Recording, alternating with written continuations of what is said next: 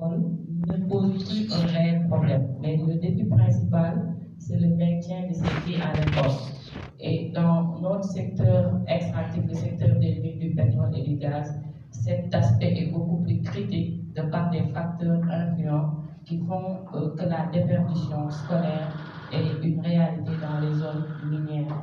Je prends juste l'exemple de Kédougou avec les activités d'orpaillage où on assiste à des déperditions scolaires liées à des facteurs multiples. Il y a d'abord la vulnérabilité économique des parents, particulièrement des mères. Ensuite, le fait que les jeunes filles soient obligées de prendre des rôles sociaux précoces qui font qu'elles sont obligées d'abandonner les classes. Mais ensuite, certaines pratiques culturelles et sociales comme les mariages précoces, les grossesses précoces, même la gestion de l'hygiène menstruelle, y compris, font que des fois, en fait, les filles sont victimes d'abandon scolaire. Et il était important que l'on puisse apporter des réponses ou bien contribuer à des réponses en ce sens-là. Et aujourd'hui, ce que nous sommes en train de faire fait partie de ces initiatives qui nous mèneront vers des solutions durables. Et donc, c'est par là que nous remercions encore une fois tous nos partenaires.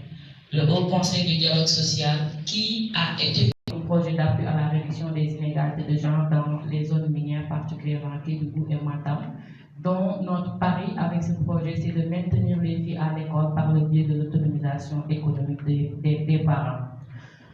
Mais si aujourd'hui nous avons pu élaborer un guide que l'on pense être un guide de qualité, qui est conforme aux normes de l'éducation nationale, c'est grâce à un partenaire spécifique qui est le FAB.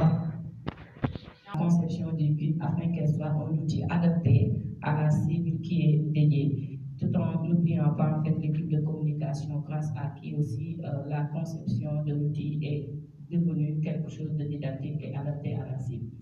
Donc, tout ce travail que nous faisons, c'est aussi pour répondre aux orientations du chef de l'État qui ne cessait de rappeler à chaque fois qu'aujourd'hui, il est important de créer les conditions d'une école pour tous, une école de qualité, une école viable, fiable et pacifique.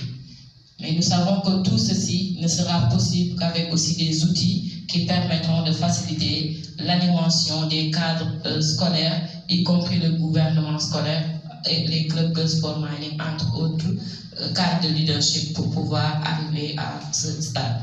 Et donc, il était important de pouvoir répondre à deux défis majeurs dont on se posait. L'une, c'était de pouvoir corréler le contenu du guide avec les droits des filles, mais également les métiers des mines du pétrole et du gaz. Je ne vais pas développer parce que ma collègue Niani va y revenir tout à l'heure, mais également de réfléchir sur quelle stratégie avec une vision minière africaine. Mais aussi, Women in Mining, une jeune organisation leader avec une mission très claire et une vision en plus et des objectifs très sensibles à la relève générationnelle. D'où le fameux slogan, le leadership féminin au service de la gouvernance du secteur extractif. L'émergence, c'est la femme. Le développement, c'est la femme. Le développement durable, c'est nous la génération future, oui, nous les jeunes filles. Femmes, fleurs, flammes. Aidez-nous à combattre cela, car il s'agit des droits des femmes, des droits des jeunes filles, de nos droits, oui, nous la relève. Merci.